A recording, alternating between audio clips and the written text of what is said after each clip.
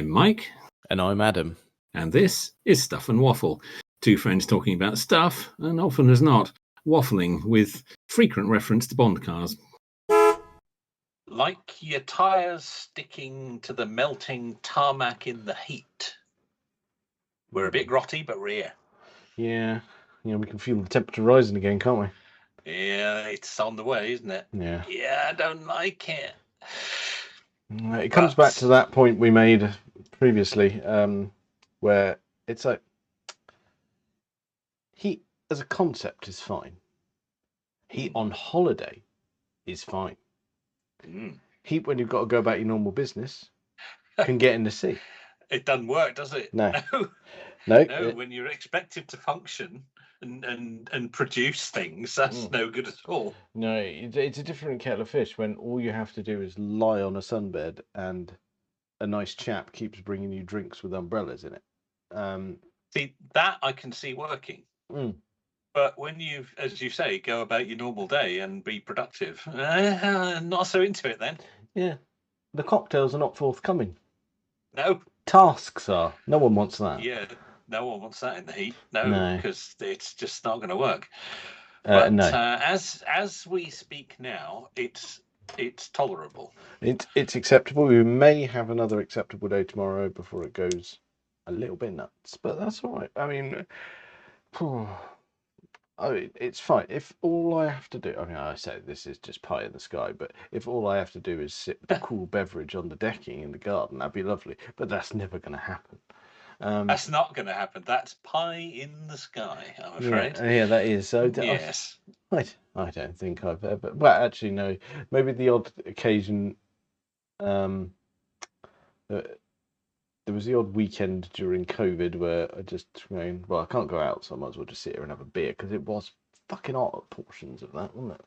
See, it was actually, and I mean it's controversial, but I'm going to say it anyway. See, I quite enjoyed COVID. Did you? I did. I don't know. There were let's say there were parts of it I quite liked. Yeah, I can probably go with parts of it. I tell you what I didn't like is, and I should, do you know what? And actually, there's me moaning about it. I should have been very grateful for it in the sense of a lot of people got dicked over and couldn't work and struggled for money. That's true. We were at that point in a little bit more control of our own destinies. On that front. Yeah. Yeah, I was working in a world where, the physical world shut down, so that everything had to be done on the internet, which meant my phone didn't stop ringing, which is great for paying the bills, but when you're trying to homeschool your kids and shoehorn in getting on for 12 hours of work some days, Yeah, I know what you mean. We were also very overburdened with work all of a sudden because everybody wanted to work from home and very few people had been set up for it. So we were very, very busy. But yeah, there were other aspects to it. That's true. Yes. We actually, we got off lightly in the sense of that. But yes, there were some weekends where I actually got to sit down and go, I'm going to enjoy the fish and beverage. Yes. No one's going to bother me because they're not allowed to. No, that's it. Yeah, it's not going to be a knock at the door, is there? So that's good. No one's just popping round. No. Happy days there. Anyway, I don't even know how we ended up there. Talking about refreshing beverages. I've got a cold one here. It's getting warm in this room. Yes, I have a similar issue. However, it is customary at this point in our little pod here that we do our long-running contest. Yep. We're gonna have now we find ourselves in an interesting situation in that the scores have not moved for a little while. No, that's correct. We are still at 31-30 as I recall. We have both not gained a point in the last two times, so it's all hanging on these. Now, if you get a point tonight, we are 2 points apart again. And if you don't, then we roll into another week with the same numbers. So, yes, it's very interesting, isn't it? So, it is. And if you fail if you don't get a point this time, and I get one next time, then we are neck and neck for the first time. Now that situation hasn't changed. That was the same situation we found ourselves in last time. So... Yes, that did happen. Right, well, go on then. Let's have at it. Let's see what situation we end up in. You will be pleased to hear these are all fairly short. Short and sweet. Lovely stuff. Short and sweet. I will, of course, paste them to you in the little chat that we have going during these pods. You're very kind. It's all right. We wouldn't want you to have to do spelling and things. No, it can be a challenge. Yes. Yes. Right. Here we go then. Number 1. The DeTomasa Longchamp used headlights from the Ford Granada and Consul. Okay. Yeah, maybe.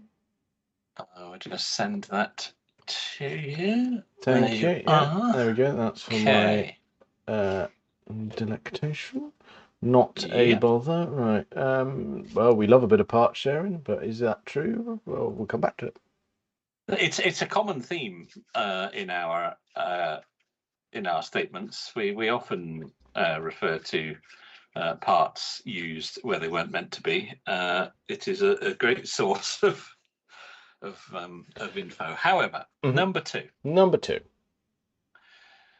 The Vector W8 is an American supercar built with an aircraft-style black box flight recorder to log vehicle data. Okie dokie. Short and sweet. Love the technicals there. I thought you would. Floats my boat. I'm a sucker for the air crash investigation programs.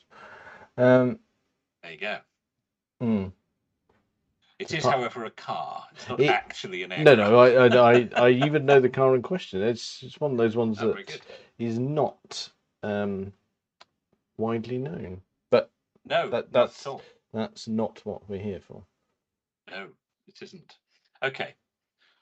Number 3.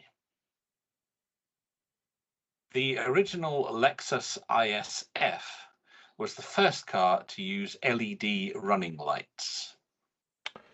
Okie dokie. There's year 3. Okay. I like all those. Like you say. Yeah. Short, sweet, lovely. Yeah.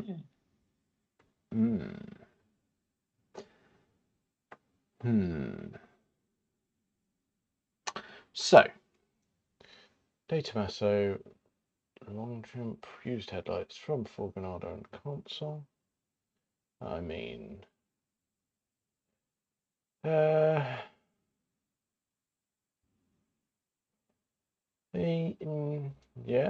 I mean, maybe. We love part sharing, so I kind of want to be. There's a lot of it goes on. There's a lot of it goes on. Yeah. Okay. So, okay. So I've got nothing to work with on that. I vaguely remember what they look like. Not the prettiest, I'm going to be honest, in terms of vehicle. No, I think that's probably fair to say. Yeah, they did better with the Pantera, for instance. Oh, the Pantera is gorgeous.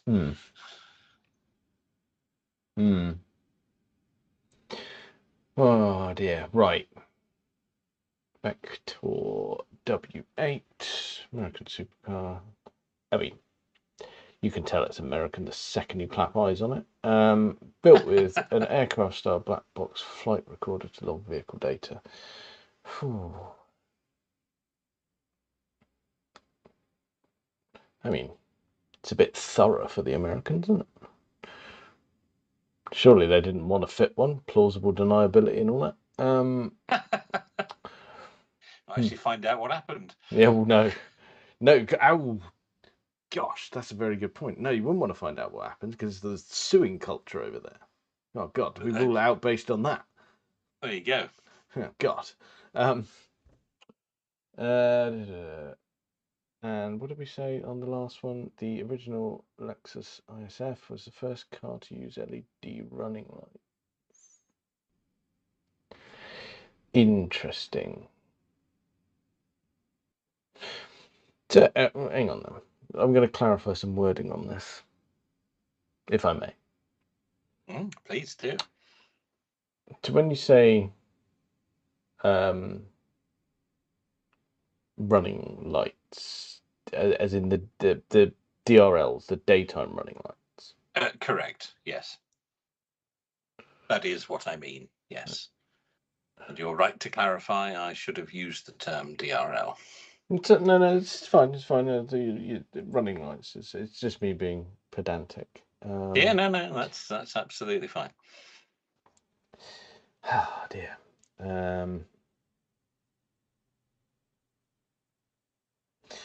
Okay. So,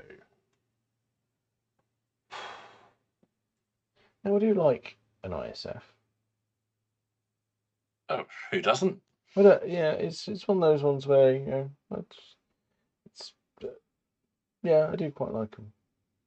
Divides opinion. It's probably comes down to the visuals, and you get the argument of going, "Is the Lexus a bit too boring?" It's like, I'm not getting drawn into that.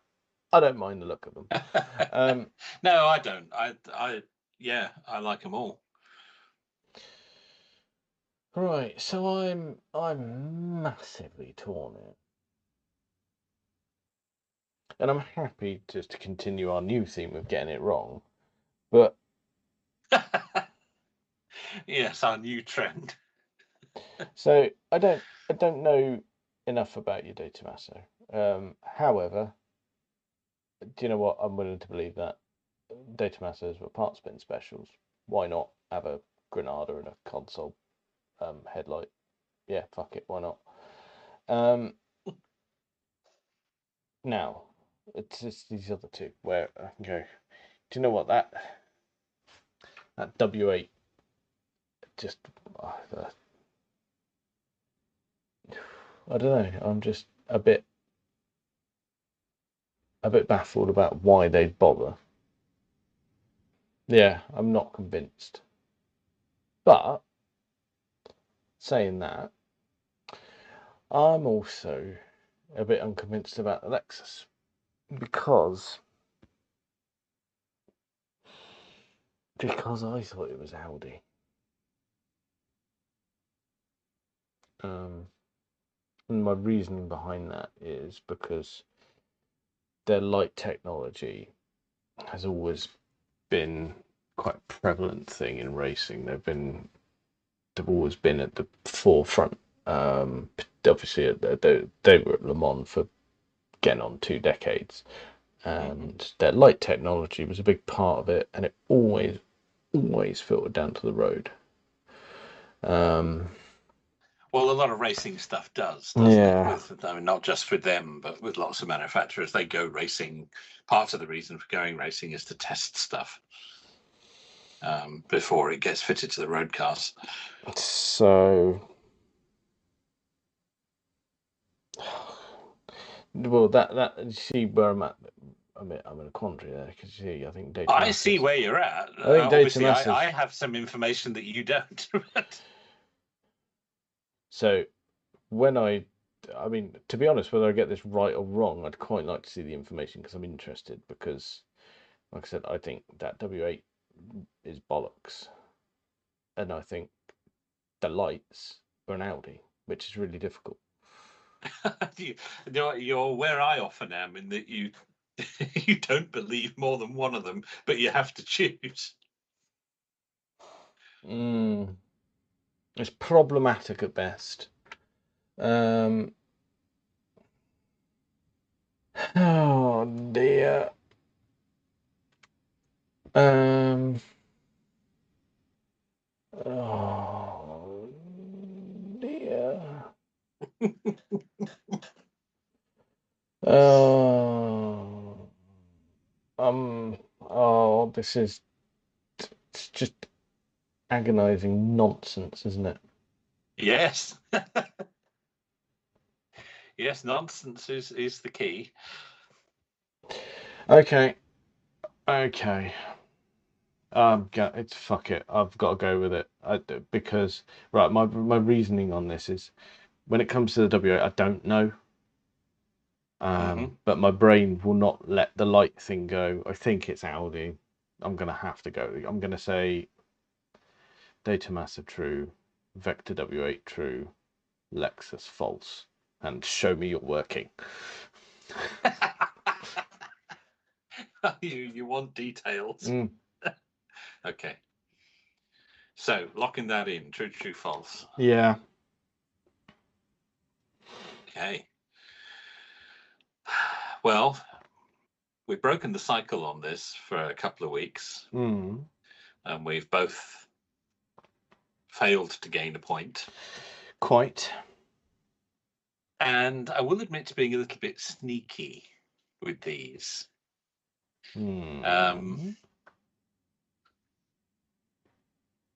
But, and I will explain why, you are correct. Right. I mean, first of all, I'm pleased, but the show me you're working still stands because I'm interested at this point. Okay. Not much working with the DeTomasa. There's just a thing. It's just a thing. Early versions of it did indeed use Ford Granada and console headlights. Later versions, there was a very, very minor facelift to it. Although looking at the two side by side, you'd be hard pressed to tell the difference, to be honest. Later versions use headlights from the Audi Quattro. Oh, okay. So interesting you should mention Audi and their lighting technology. Very good. Yes, so yeah, absolutely true. Now, this here Vector. Yes, please. This is the one I was a little bit sneaky with, in that there's a key word in that statement. Aircraft style black box. It didn't, strictly speaking, have an aircraft black box in it, but it did have, and it stems from the fact that a lot of the inspiration for the car came from the aeronautical world. It did have an array of sensors and a sort of central computer which did record telemetry and lots of sort of operating detail about the car. It wasn't, strictly speaking, a black box, but it was referred to as an aircraft style black box. It wasn't a kind of disaster proof thing that would survive any crash like it is in an aircraft.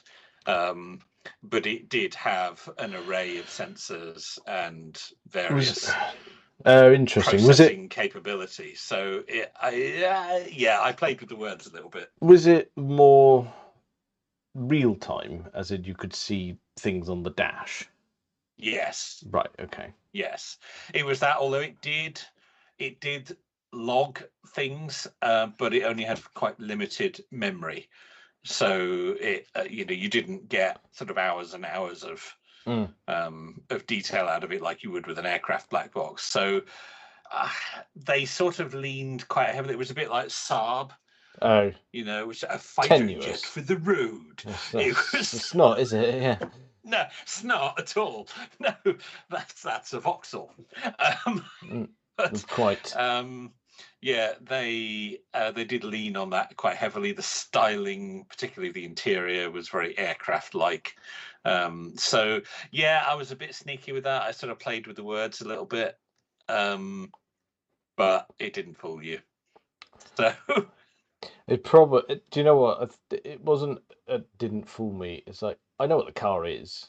I can picture it. Yes. I mean, I can Google it now, but I can picture it. But I don't know anything about it really.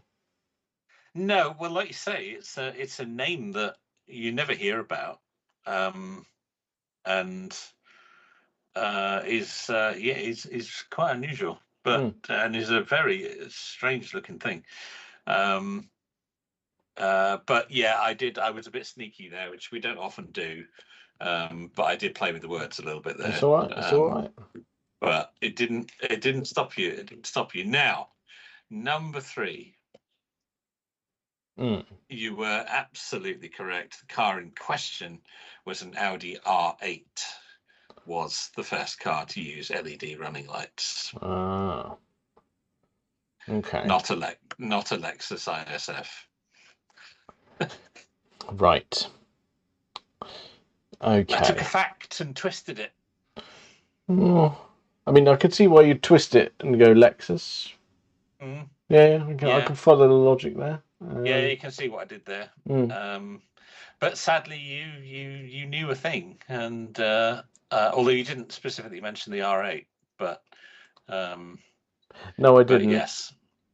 And things like that are often attributed to Mercedes, but in this instance, it was Audi. It was the first production car to use LED running lights. I believe it may have even been later on. It may have been the first car to use full LED headlights, but I was struggling to verify that, so I didn't say that. I get the feeling they stand a very good chance based on the nonsense I was spouting about the racing. Yeah, indeed.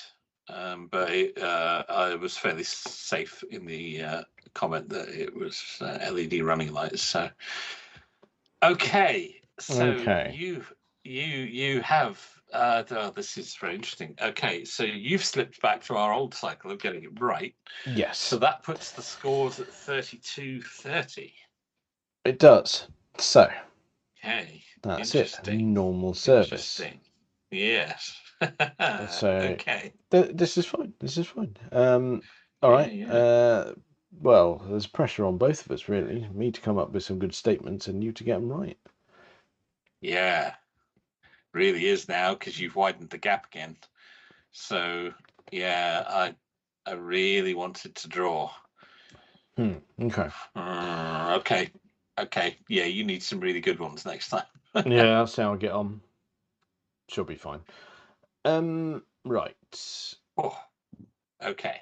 Right. Now. We've had... Now, guys. Come on. Now, guys. So, there's been a couple of bits in the news in the past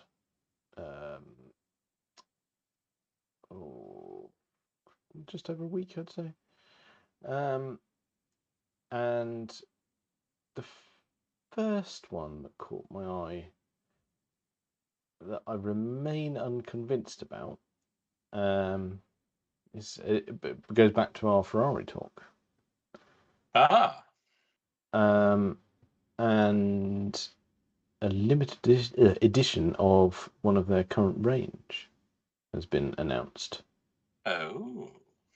Now that's I don't know if you've seen it. There's a few people have done videos about it because they were allowed into Maranello. And it's about the Ferrari 12-cylinder manual, which isn't actually a manual. Right. It's what people are calling the manual by wire.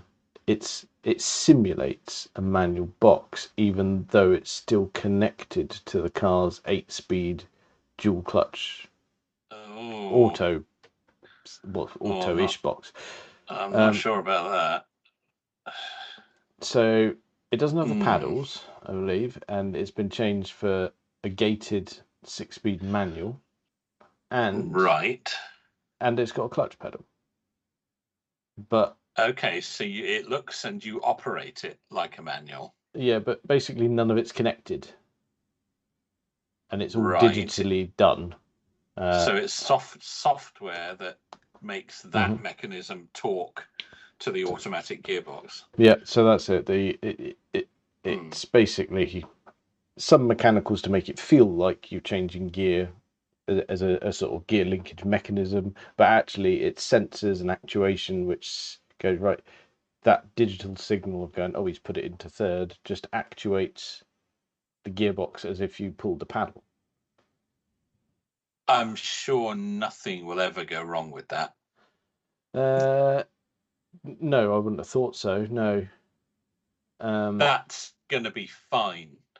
That's weird, isn't it? But why what's really put weird? A manual in it. What's really weird is you can knock the stick into neutral and basically press a button, and it goes. And you go. You've got a manual gearbox sat there in what looks like neutral, but actually it's in auto, and you can just drive the car like it's an automatic. Okay. Yeah. So you can have you can choose.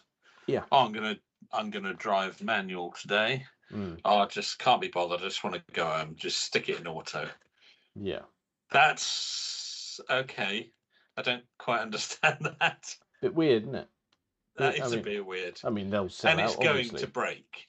It's going to break. No, and the car's going to be undrivable. What are you trying to say? I'll just wait for the stories about that, if anyone buys one. So far, I've only seen static reviews. I haven't seen anyone actually try it yet. That's weird. I don't understand why you would do that. I don't understand why you would want that. No, it's a weird one, but we'll see. We'll see what. Yeah, that is. Yeah, I mean, I know we've had. I mean, my own car has it. I know we've had paddles connected to an auto box that you can manually shift it for a long time. Let's say my sport brake will do that, but I've never really used it like that because I don't really know why you would. Well, yeah, it's but at least that makes slightly more sense. Maybe. Well, it makes more sense than going, here's an automatic car, have a clutch pedal and a gear stick. True. Granted, it doesn't do that. No, it's an auto that you can manually shift, whereas this is taking it to another level, isn't it?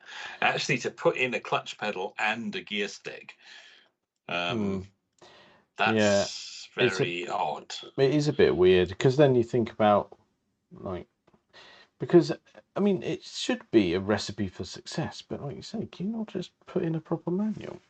Just put in a proper manual. Why would you must have one? Surely you've got one in the warehouse. I mean, granted, they probably haven't fitted one to a car for quite some time, but... No, it might be a bit dusty, but, give it a rinse, be all right. Yeah, don't understand the thinking behind that. It's going to break. That's all I'm going to say. Yeah, I mean, there's definitely, but I mean, I'd say there's definitely call for it because, I mean, like if you look back to, like if we're talking front engine V12 Ferraris, if you go back to like 599, very popular car, especially now. It's really come of age design wise, I think 599. Yeah, I agree. And that was offered in a manual, but it's incredibly rare, like really rare. So much so that there are specialist places now that will convert your 599s to a manual. Right. Yeah. Well, that's different. That's different. This is trying to have both. Yeah, it doesn't really work. And you choose on a day-to-day basis which one you're going to use. Yeah. I just did a quick Google. Yeah, there's some very clever people who do that for your 599 and go, that's wonderful. Yeah. Oh, no, I get that. Oh, look at that! Look at it. What? Oh God, I've gone down a rabbit hole of like, my God, look. You're filth. Looking at 599s. 599 manual filth. Yeah, they're commanding high money now. As you say, design-wise, they've really come into their own now, haven't they? They're better than they ever have. But yeah, I mean, we genuinely are in the realms of. That can't be right, surely. It's massively over-engineered, and is there a market for that? Is there people who are saying, I just can't decide. I'd like a car with both. They'll sell out. Yeah, I've no question of that. possibly because it's the only time they'll do it. Yeah, honestly, I've no doubt that it will sell. Oh my god, I've got to close these tabs. I keep just going down a rabbit hole. But yeah, I mean, 599 manuals, you're in the 500,000 mark. Wow. Yeah. That's big boy money. That is big boy money. That. Yeah, you're right. Oh dear. Oh dear, indeed. Yeah. So yeah, bit weird. But that is. It will be interesting to see what the lucky few who get to test drive them say, because you never know, it might be engaging. It just, on paper, it sounds weird. Yeah, it does. Yeah, maybe it's something you have to experience. Yeah, it would be good to get actual sort of genuine reviews, because it doesn't sound like it should work. But you know what, I'm happy to be disproved, but it does sound a bit odd. If Ferrari would like to lend us one, we'll have a good old go on it. I would have thought so, yeah. Yeah. And just to be clear, I know they can be touchy. We will sing its praises. Yeah, best car we've ever driven.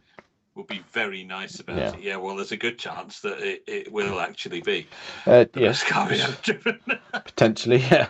Well, there's no potential about it, really, is No, not really. No. Yes, interesting. Yeah, be interesting to hear how that goes. I'm not convinced. No, bit weird, but oh well. Can I take us to? Oh, sorry, no. No. You go. No. Mine's not time sensitive. It'll keep.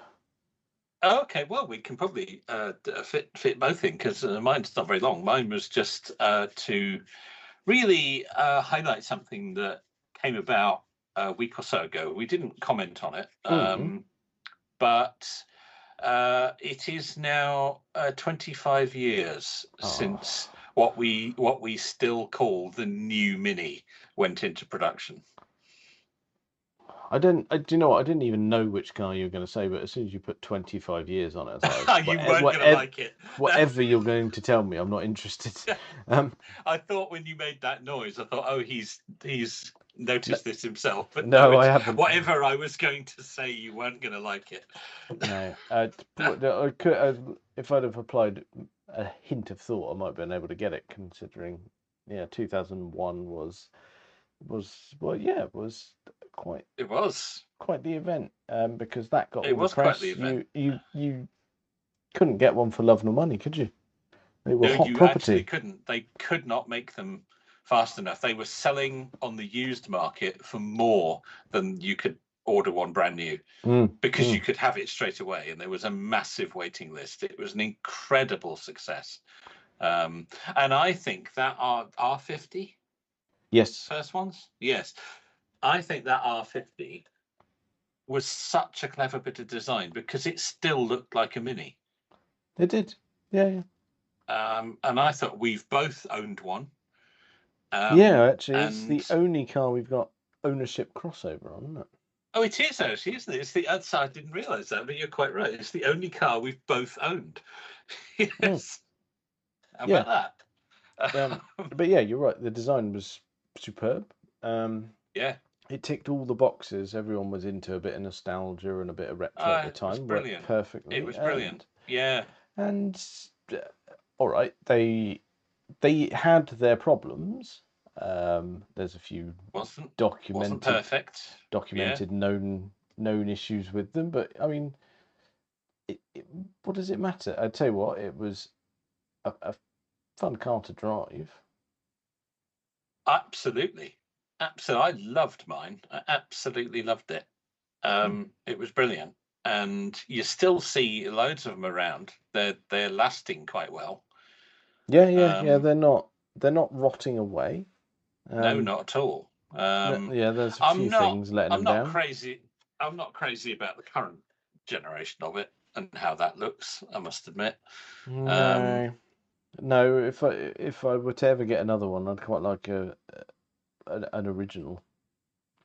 I'm exactly the same. I would probably go for an R50 Cooper S,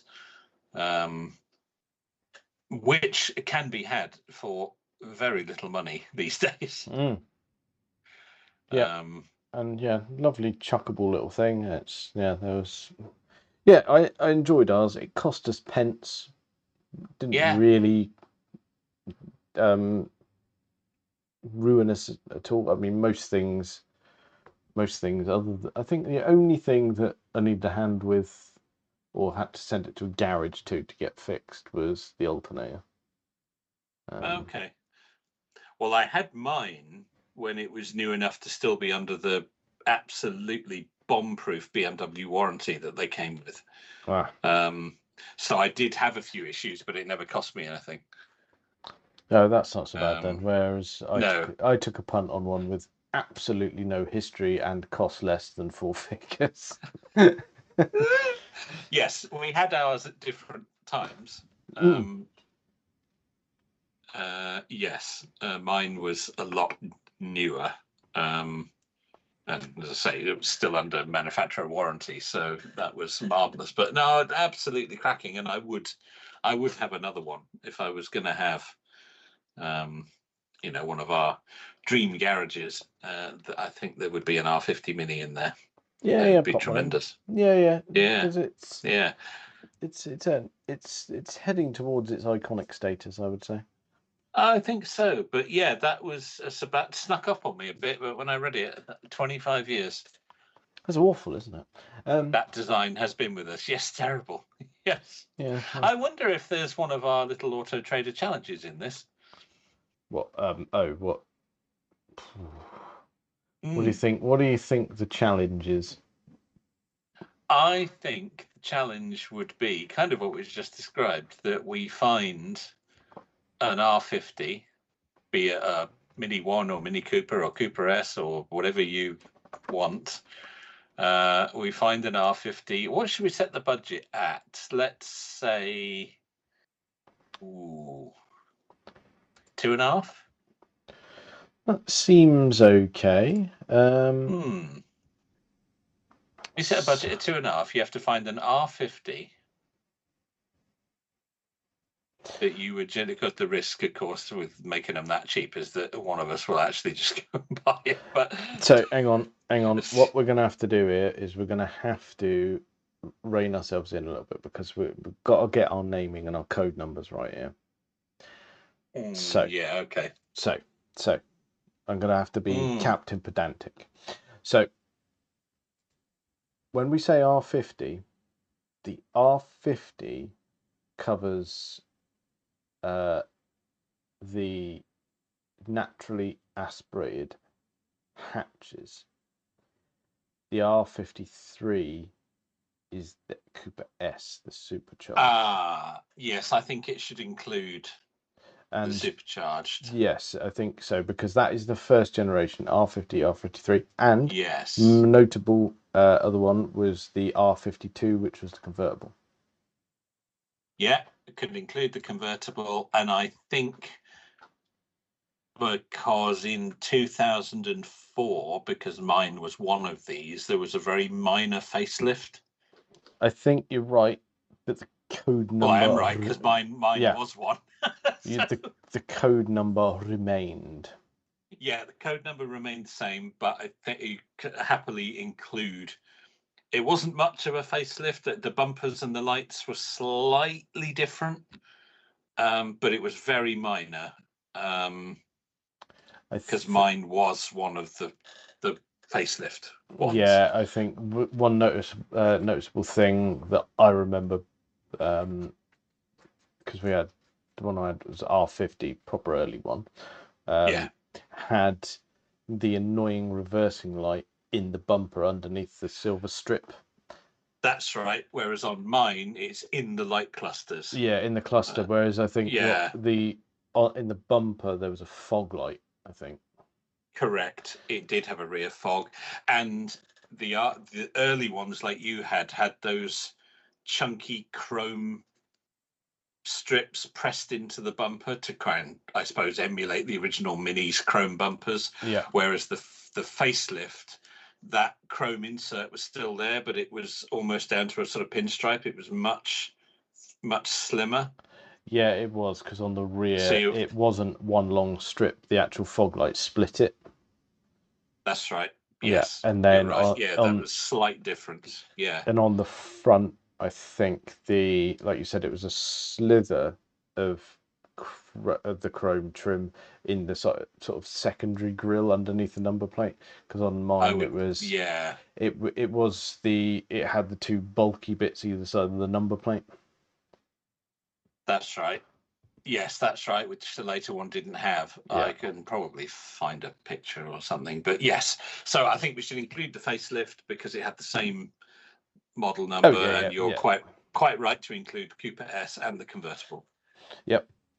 Very good. But it should be that, generally speaking, that original shape. Yeah. Not the 2006 refresh. Quite, yeah. The original one. I think, let's see if we can get somewhere close to an ideal spec for 2.5, because I reckon we can. 2.5, right?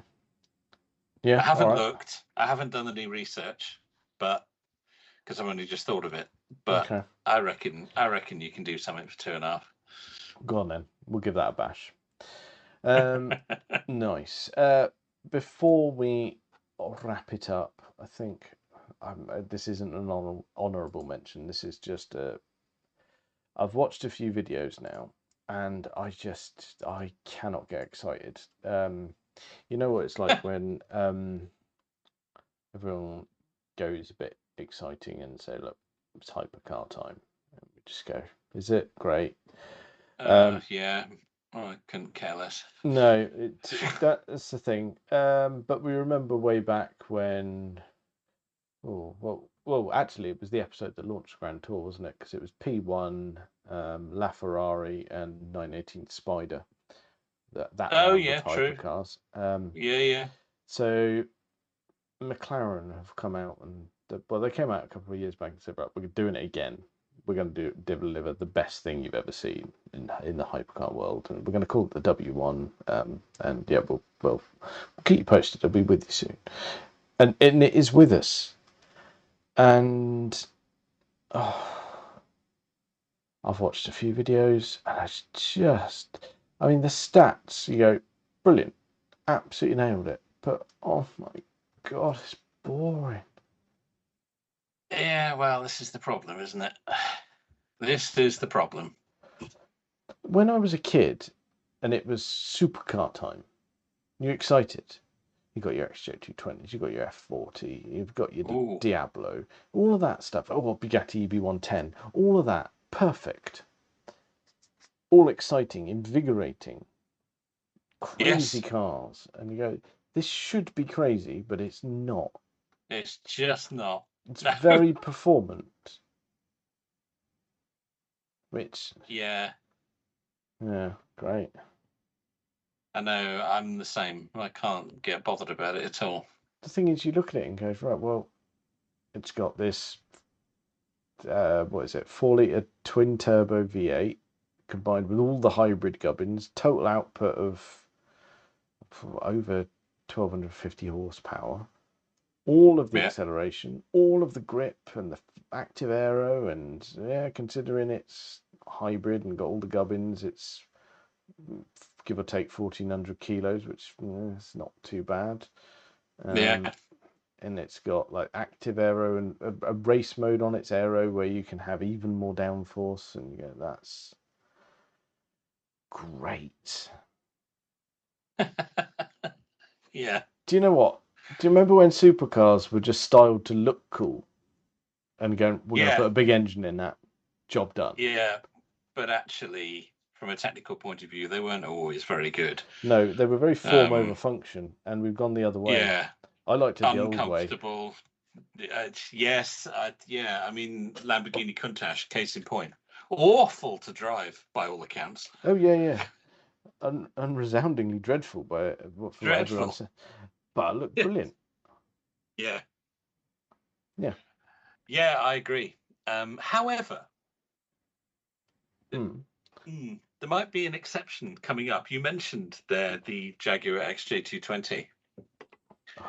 I don't have any details on this yet because there aren't any, but I have seen that Mr. Callum's next project is the reimagining of the XJ220. Yeah, and I've seen a few pictures, and I think I think you and I are about to disagree. Really? Well, I hold the old one dear. It's my poster car. It is. And dare I say it, along the same lines of this McLaren, I looked at it and went, God, that's fucking boring. Well, let's see what he comes up with. What the snaps I've seen, I'm not saying it's ugly. I'm just saying it's conservative. And, you might be right. Can we just be a bit wild? But the work in progress. Let's see. It's early days. There's only been a handful of pictures gone out. So I did notice that he was going to be breathing on one of those next. Yeah. So that's okay. If anyone's going to breathe on it, I'd rather it was him. But yes, listen to your feedback and go right. Jazz it up a bit. You could try, but you can do better. Yes. Yeah. That's my stance on it. Let's see where that goes. Let's see where that goes. Yeah. Interesting. Because now I'm going to say it, because it's my favourite of the supercars of that era. If he gets it wrong, I'm going to have to go around there and have a word. Yes. And go, look, come on. If you get it wrong, you should know better. Yep. Look here, Callum. I respect your work on the DB7, but this is an imposition. Yeah. I won't tolerate it. Get your pencil out, man. Yeah. Not like that. Oh God. Right. Oh no. Oh, what? Right. Wrap it up. We're all done. Okay. Oh dear. What a way to finish. That's fine. Don't worry about it. So what I need to do is actually, let's bring it back to Vaguely Clean. We had a really good BMW episode, last one. Feedback's been excellent. People enjoyed that, and I did promise to do a review on that of a BMW. Considering when Tooth Truth One Lie took us over a certain time frame, I was like, you know what, I'm going to park it and do it next week. So I will. Oh, very good. Okay, so yeah, for the astute listener, yes, I did mention that last week. You did, quite right. I forgot. I haven't done it this week because I don't want to do it to disservice. So I'd rather not be time capped on it. So yeah. Well, if we do that coupled with our mini homework, we could have another BMW themed episode. Oh, perfect. Yeah. That writes itself. How about that? Yeah, it Sold. does. Right. It's okay. almost like we planned it. That's it. Yeah. Okay. Well, join us next week for the UK's favourite unofficial BMW podcast. Well, I think that's probably enough of that for this week. Check us out on all the various social medias and things. Thank you very much for listening.